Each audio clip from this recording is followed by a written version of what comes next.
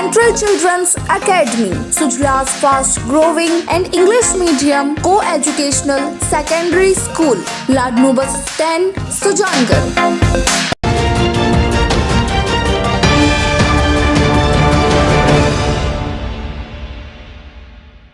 नमस्कार, SCN plus के हलचल दिन भर में आपका स्वागत है। मैं हूं गौरवी वैष्णव। सबसे पहले खास हलचल पर एक नजर। गुरुवार को पंचायत समिति सभागार में हुई उपखंड स्तरीय जन सुनवाई में एसडीएम मूलचंद लूनिया ने लोगों की शिकायतें सुनी। इस दौरान तहसीलदार प्रवीण कुमार और पूर्व मंत्री खेमाराम मेघवाल सहित कई विभागों के अधिकारी मौजूद रहे।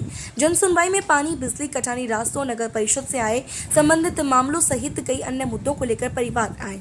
शहर के छापर रेलवे फाटक के पास गांधी आश्रम मोहल्ला के वांछितों ने खसरा नंबर 1143 खारिज करने की मांग रखी। मोहल्ले वासियों ने बताया कि उनकी जमीनें आबादी क्षेत्र में नहीं होने के कारण वे पट्टा नहीं बना पा रहे हैं। गांधी आश्रम मोहल्ला से आए दर्जनों वांछितों ने खसरा खारिज करने की और पेयजल व्यवस्था करवाने की मांग उठाई। इसी तरह गांव रामपुरा के वांछितों ने कटानी रास्ता खुलवाने को लेकर परिवार दिया। ग्रामीणों ने बताया कि रामपुर के खसरा नंबर 266/115 के खेतों के आगे जून से रास्ता बंद कर दिया गया है, जिससे उन्हें भारी परेशानी हो रही है। पार्षद प्रतिनिधि जावेद खींची ने फतेहपुरिया हॉस्पिटल में अव्यवस्थाओं की शिकायत की। एसडीएम मूलचंद लूनिया ने बताया कि जन सुनवाई में आए कुछ परिवादों का मौके पर निस्तारण किया गया। वहीं कई परिवादों को लेकर अधिकारियों को जल्दी निस्तारण के निर्देश दिए गए हैं।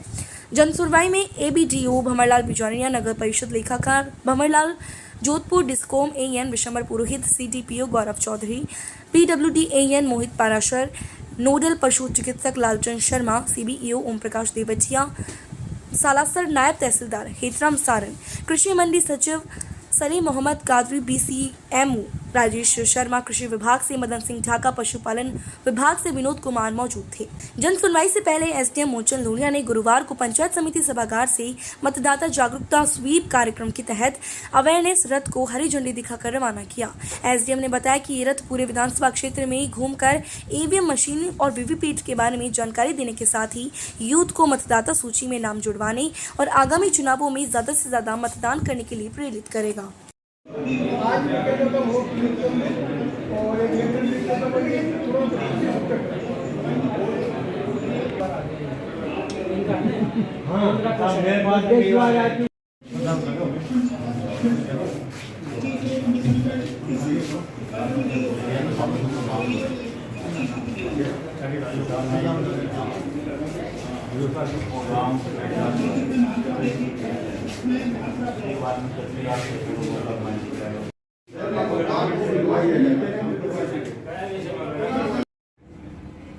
खेत को सीमांकन है कहीं रस्तो वो तो मेन रस्तो कटानी है जो अर्ध तक आ गयो। बिके बाद में कदमी रास्तो जो पूरो एकदम क्लियर दिखाई दे नक्शा के मान वो पूरो कदमी रास्तो जो 10 फुट है तो ये रास्ता हमारे मिल रहे वो ऑटो बंद कर दियो ये लोग। ठीक है जो गाँव का ये जगह किसान 5-6 किसान तो एक खेत में पशु घना गड़िया है बेड बकरा सबके लिए रास्तो बंद हो गया। रास्तो वही है खाली ठीक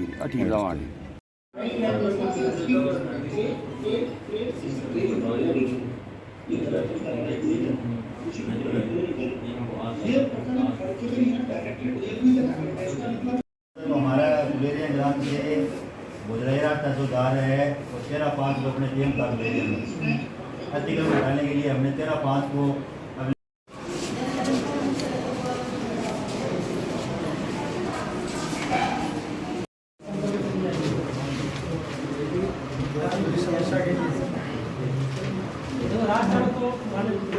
रास्ता को भी समाधान कराए जो आगे रास्ता तो जरूरी है निकालने के लिए। ये सब अलग पानी और बिजली के लिए दिया इनको कह दिया वैसे धोखा देंगे ये पानी वाली बहुत एक कॉलोनी में मुझे आज के 1.5 साल पहले ट्रेन हुई हां एक 18 साल की बच्ची की डेथ की एम्बुलेंस।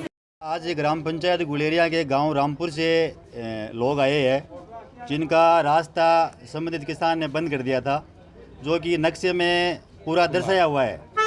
उसके बाद में भी उसकी हर धर्मिता को देखते हुए उन लोगों ने बंद कर दिया और इनके जो मवेशी वगैरह वो सब घरों में सभी बैठे हैं और ना ये खेत को जोत सकते हैं ना और कुछ कर सकते हैं और ना इनका खेत अभी तक जोत किया है।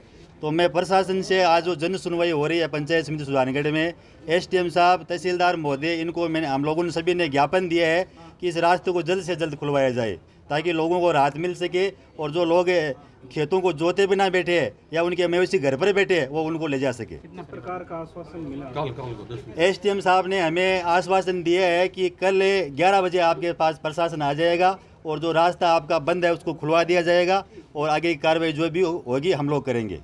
साहब मैं गांव रामपुर से आया हूँ और हमारा रास्ता बंद कर रखा है और हमारी गायां भैंसा सब घर पर खड़ी है। तो हम गांव रामपुर से आए हैं 15-20 लोग भेड़े होके रास्ता के वास्ते। जो सुजानगढ़ में फतेहपुरिया हॉस्पिटल है नाथो तालाब के पास में, उस हॉस्पिटल में खुलेआम भ्रष्टाचार हो रहा है। हम जब रात को किसी पेशेंट को लेके जाते हैं तो उनसे पैसे मांगते हैं वो लोग, अगर पैसे दे देते हैं उनका तो वहाँ पर इलाज हो जाता है और जो पैसे नहीं देते हैं उनको सिकरिया जयपुर रेफ़र कर दिया जाता है। स्थिति ये है कि एक एक बेड के ऊपर 2-2 डिलीवरी की लेडीज़ को वो लेटा के रखते हैं और एकदम खुलेआम भ्रष्टाचार हो रहा है वहाँ पर। तो जिस गार्ड ने भ्रष्टाचार का ओपन किया उस गार्ड को तो उन लोगों ने हटा दिया और जिन लोगों ने भ्रष्टाचार का वीडियो जो वायरल हुआ था उनके ऊपर आज तक कोई कार्रवाई नहीं हुई। 2-3 महीने से रोज़ हम अखबार में पढ़ते हैं कि हॉस्पिटल में ये हुआ वो हुआ, आज तक उन अधिकारियों पे कोई कार्रवाई नहीं हुई है। और जो यहाँ से 3-3, 4-4 साल से जहाँ यहाँ स्टाफ जो रह रहा है उनके ऊपर गवर्नमेंट का आदेश है कि 3 साल से ज़्यादा जो भी रहे उनको दूसरी जगह शिफ्ट किया जाए। पैसे देने की बात है, किसने किसको दिए और इसका क्या सबूत है? किसने जो वीडियो वायरल हुआ उसमें 1500 रुपये देते दिख रहे हैं ना, वो अभी आप थोड़े दिन पहले वीडियो आया था उसमें दिख रहा है। उसकी जांच हो चुकी है और उस गार्ड को हटाया जा चुका है। आप नया किस गार्ड को हटा दिया है? 5000 रुपये का नया मुद्दा अभी आपको बता रहे हैं। नहीं, 5-5 हज़ार रुपये लेते हैं उनका तो इलाज हो जाता है और जो नहीं देते हैं उनका इलाज नहीं होता है। वो भी अभी सर को मैंने बताया था तो वो भी लाके हम दे देंगे कि इससे पैसे लिए हैं और इसका तो हो गया, और जिससे पैसे नहीं लिए उसको जयपुर या सिकर शिफ्ट कर देते हैं। वो ये स्थिति है सर। विधायक के बारे में क्या था? विधायक जी की तो संरक्षण में ये सारा काम हो रहा है, विधायक जी ने से दे रखी है तभी ये काम हो रहा है, वरना इन अफसरों को क्यों नहीं हटा रहे हैं वो लोग, ये बताइए आप। रेलवे लाइन के पास में जो बस्ती है 50 घरों की जो बस्ती है वहाँ पे प्रॉपर न तो रास्ते हैं न पानी की व्यवस्था है। तो हम यहाँ जन सुनवाई में अफसरों को ज्ञापन देने आए हैं कि हमारे यहाँ पे प्रॉपर पानी की लाइन डले ताकि सबको पानी मिल सके और हमारा जो प्रॉपर रास्ता है उसका भी कुछ हिसाब बैठे ताकि हमारे को आराम से रास्ता आवागमन हो। 55 नंबर है, प्रगति नगर के पास में हमारी जो बस्ती है। इस तरह की समस्या का ज्ञापन दिया है क्या? हमारी कॉलोनी में पानी की बहुत ही समस्या है, जिसके कारण जो छोटे बस्ती के जो आदमी हैं उनको पानी बिल्कुल नहीं है। कम से कम 2 किलोमीटर दूर सर पे चक्के लाना पड़ता है। इसलिए हम है ना पानी की व्यवस्था के लिए पाइपलाइन डालने के लिए बोल रहे हैं कि सर हमारी बात को सुनवाई करें और पानी की व्यवस्था हमारी कॉलोनी में करवाई जाए। जो सम्राट होटल के सामने आउटर सिंगल के पास जो बस्ती है, वार्ड नंबर 55। तो रास्ते का क्या मामला है? रास्ते का मामला ये है कि जब प्लॉटिंग कटी थी उस समय तो कटान का रास्ता था, लेकिन जैसे जैसे प्लॉटों बेचे उस समय रास्ता को साथ में बेच दिया गया और अब हमारे पास कोई रास्ता नहीं है। और रास्ते के लिए अभी हम सर से मांग कर रहे हैं कि हमारा जो रास्ता था वो खुलवाया जाए। प्रत्येक माह के द्वितीय गुरुवार को उपखंड स्तर पर जन सुनवाई की जाती है और इस बार भी जन सुनवाई की गई, हालांकि पहले भी की जाती थी। अब की बार बड़ी संख्या में लोगों के जो परिवार थे वो पेश किए थे। उसमें पानी को लेकर के, बिजली को लेकर के, और चूँकि बारिश का मौसम है, खेतों में बुआई हो रही है, तो कुछ जगह पर रास्तों को लेकर के भी परिवार पेश हुए हैं। इसी तरह नगर परिषद से संबंधित भी कुछ परिवार पेश हुए हैं। मौके पर जिनका समाधान होना था उनका समाधान किया और शेष जो परिवार है उनका भी शीघ्र ही समाधान करवा दिया जाएगा।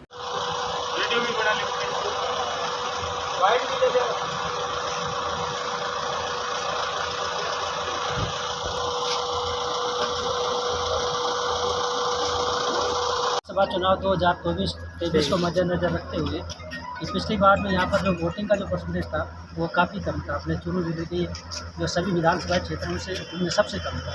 तो सभी लोग अपना वोट का यूज करें, घरों से बाहर निकलें और उनको ईवीएम मशीन का कैसे यूज किया जाता है। ईवीएम मशीन इस रथ में रखी हुई है और कोई भी व्यक्ति वोट डालने के अपना देख सकता है और संतुष्टि कर सकता है कि मैं विधानसभा चुनाव में वोट डालूँगा वो सही रहेगा या नहीं। और इसके अलावा जो महिलाएं हैं उनका वोटिंग परसेंटेज है वो भी कम है और 80+ वाले जो मतदाता हैं उनको घर घर वोट देने की सुविधा मिलेगी। इन सभी बातों का प्रचार प्रसार इस स्वीप रथ के माध्यम से किया जाएगा। तो कहाँ कहाँ जाएगा? ये अपने विधानसभा क्षेत्र के सभी ग्राम पंचायत मुख्यालयों पर जाएगा। विधानसभा उपखंड है, सुजानगढ़ उपखंड है, ये सभी ग्राम पंचायत में जाएगा। श्री दिगंबर जैन समाज सुजानगढ़ निवासी जयपुर प्रवासी समाज सेवी कंवरीलाल काला की प्रेरणा से निहाल चंद महेश कुमार बगड़ा परिवार ईटानगर की सौजन्य से सुजलांचल विकास मंच समिति के तत्वावधान में गुरुवार को राजकीय झमर स्कूल में छात्र छात्राओं के लिए वाटर कूलर भेंट किया गया। वहीं गुवाहाटी प्रवासी श्रीपाल कुसुम देवी चूड़ीवाल परिवार के द्वारा छात्र छात्राओं को बेचने के लिए 5 आरामदायक आरसीसी गार्डन में बेंच भेंट की गई। समिति के उपाध्यक्ष महावीर प्रसाद पाटिल ने बताया कि कार्यक्रम में वर्ष 2022-23 की प्रतिभावान 19 गार्गी पुरस्कार चयनित छात्राओं को समिति के द्वारा प्रतीक चिन्ह भेंट करके सम्मानित किया गया। सचिव विनीत कुमार बगड़ा ने बताया कि कार्यक्रम की अध्यक्षता समाज सेवी विमल कुमार पाटिल ने की और मुख्य अतिथि नगर परिषद की सभापति नीलोफर गौरी रही। अतिथियों ने प्रवासी बगड़ा और चूड़ीलाल परिवार के द्वारा मातृभूमि के लिए किए गए परोपकारी कार्यों की प्रशंसा करते हुए कहा कि अपनी मातृभूमि के लोगों की सेवा ही सबसे बड़ा धर्म है। अतिथि के रूप में पार्षद प्रतिनिधि दिनेश पिपलवा, दिगंबर जैन समाज के उपाध्यक्ष लालचंद बगड़ा, समाज सेविका मंजू देवी बाकलीवाल, मीनू देवी बगड़ा, समिति कोषाध्यक्ष महक पाटनी, नितिन बगड़ा, सुमन देवी, विद्या चौधरी मौजूद थे। विद्यालय प्रिंसिपल कुसुम शर्मा ने अपने संबोधन में उपखंड स्तर पर सम्मानित समिति के सेवा कार्यक्रमों को प्रशंसनीय और अनुकरणीय बताते हुए नए नए नवाचार के माध्यम से समिति ने नगर में अपनी विशिष्ट पहचान बताई है। इस अवसर पर विद्यालय परिवार के द्वारा इस सेवा कार्य हेतु भामाशाह बगड़ा और चूड़ीवाल परिवार और समिति का प्रशस्ति पत्र भेंट करके सम्मान किया गया। कार्यक्रम में अतिथियों के द्वारा विद्यालय प्रांगण में वृक्षारोपण भी किया गया। आगंतुक अतिथियों का समिति अध्यक्ष उषा देवी बगड़ा ने आभार जताया। संचालन बोधूराम शर्मा ने किया।